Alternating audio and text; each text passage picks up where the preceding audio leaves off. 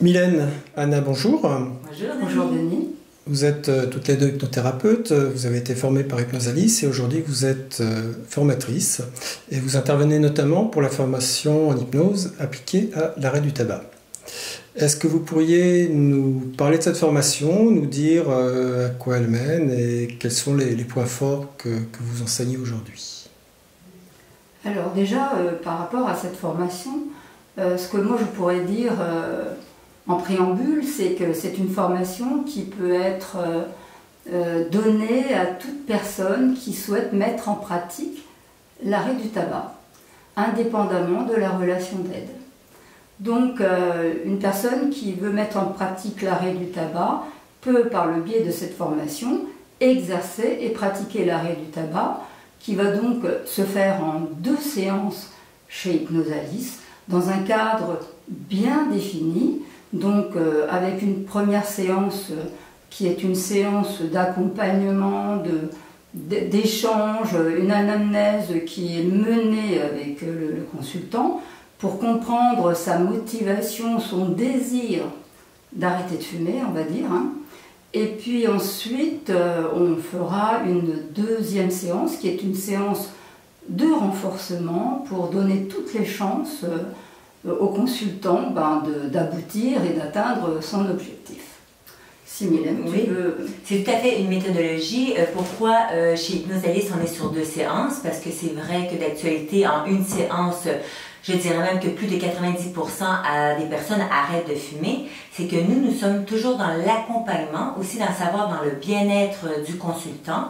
Donc c'est aussi de savoir de quoi a-t-il besoin, de quoi manque-t-il pour continuer son arrêt de tabac, pour vraiment être avec lui tout sur le long sur ce cheminement.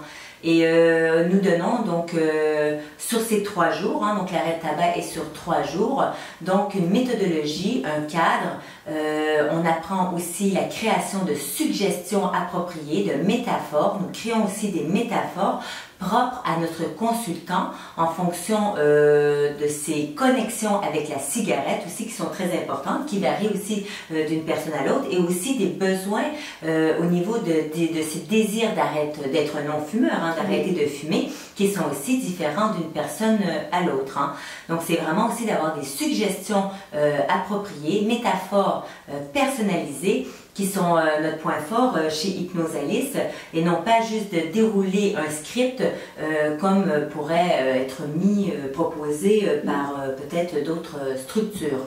Nous, c'est toujours une méthodologie avec la personne, les stagiaires. Quand on termine le cours sur 3 jours, ils sont aptes, en mesure de faire des arrêts de tabac avec un très haut taux de réussite. Alors, notre point fort, je pense, c'est toutes ces mises en situation, donc des exercices pratiques.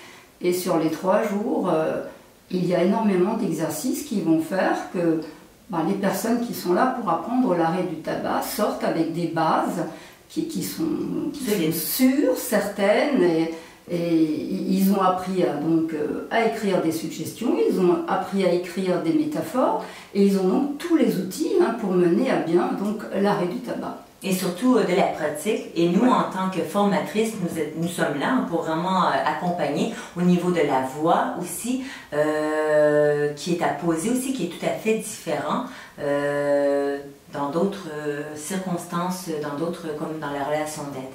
Est-ce que l'auto-hypnose fait partie des outils que vous enseignez et qui sont ensuite utiles pour le praticien? Complètement. Aujourd'hui, l'auto-hypnose est indispensable, et c'est vrai que chez Hypnosalis, l'auto-hypnose est une force parce que c'est quelque chose qu'on devrait, tout le monde devrait même apprendre.